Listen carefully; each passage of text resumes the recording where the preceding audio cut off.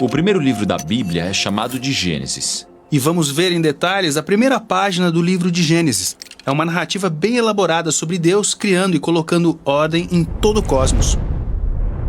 Ok, vamos dar uma olhada. A frase de abertura da Bíblia é: no princípio Deus criou os céus e a terra. Sua versão da Bíblia talvez diga o céu e a terra. No hebraico bíblico, a palavra para céu refere-se simplesmente ao céu acima, e a palavra para terra não significa globo, mas sim o chão. A terra abaixo de nós. Certo, esse verso está resumindo o que vai acontecer na narrativa a seguir, que começa na próxima linha. E diz: a terra era sem forma e vazia. Essa frase rima em hebraico. A terra era tohu vavohu, que significa desordenada e desabitada. Essa é a maneira antiga de falar sobre o estado pré-criação, o que podemos chamar de nada. Para os autores bíblicos, inexistir significa não ter propósito e nem ordem. E a próxima linha usa outra imagem para dizer a mesma coisa. Trevas cobriam a face do profundo abismo. O que é o profundo abismo? É um oceano sombrio e caótico. É outra maneira comum de os antigos descreverem a não-realidade anterior à criação. É aí que as coisas começam a ficar interessantes, porque no meio dessas águas sombrias, Deus está presente. E o Espírito de Deus se movia sobre a face das águas. A palavra hebraica para o Espírito de Deus é ruach, que pode se referir a vento ou fôlego ou a presença invisível de Deus. Então você não pode vê-lo, mas Deus está presente nas trevas, pronto para trazer ordem e deixar a vida florescer. Sim, e essa ordem acontece em uma série de 6 dias. Cada dia começa com disse Deus, e depois termina com houve tarde e manhã. Sim, cada um dos dias enfrenta esses problemas apresentados no verso 2, que não há ordem e nem habitantes.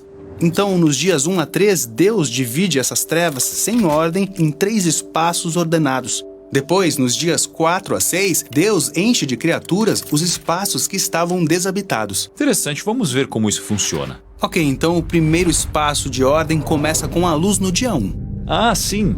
Haja luz. Essa é a própria luz gloriosa de Deus, que preenche e contém as trevas, separando o dia da noite. Deus está estabelecendo a ordem do tempo. Ok, e depois no dia 2, haja entre as águas um firmamento que separe águas de águas. O que é firmamento? Na antiga cultura dos autores bíblicos, o céu era percebido como uma cúpula sólida que retém as águas. Deus é descrito aqui como dividindo as águas do caos ao meio, acima e abaixo, criando os espaços do céu e dos mares. E no dia 3, ajuntem-se num só lugar as águas que estão debaixo do céu e apareça a parte seca. Deus está estabelecendo o espaço da terra que emerge das águas caóticas. E depois há um ato criativo bônus no terceiro dia. Deus convida plantas e árvores frutíferas com sementes a emergir da terra. Ok, então temos os espaços do tempo, do céu, dos mares e da terra. E todos eles foram ordenados. Certo, agora é hora de voltar e preencher esses espaços dos dias 1 a 3 com habitantes. É o que acontece nos dias 4 a 6.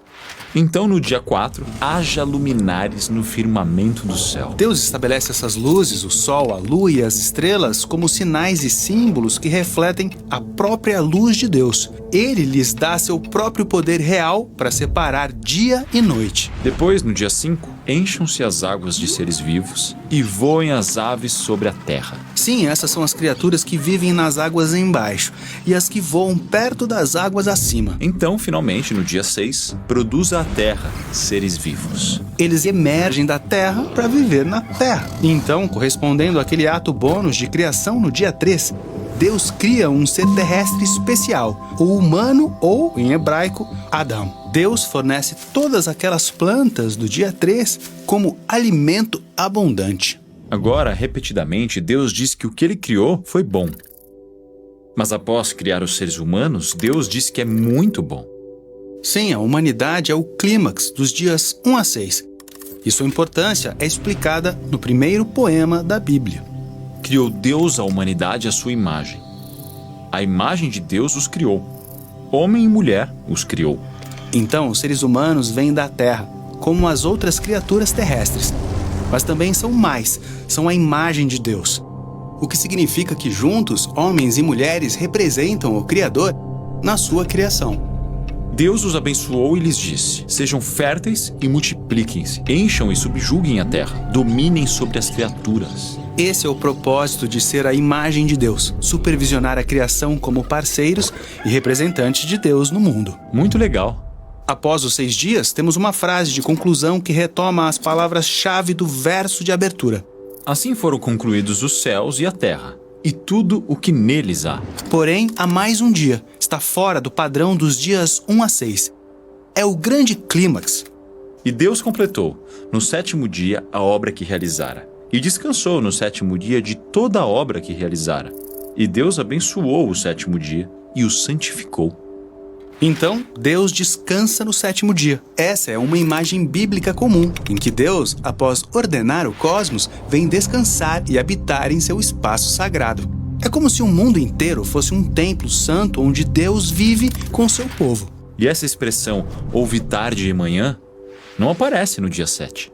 É isso mesmo, o 7º dia não tem fim. Isso porque Gênesis 1 está descrevendo a visão ideal de Deus para todo o cosmos. Um lugar onde Deus vive com seus parceiros para governar o mundo em harmonia, para sempre. Sim, o 7º dia é o objetivo da criação. Na verdade, é tão importante que o autor de Gênesis 1 entrelaçou o número 7 em cada parte dessa história.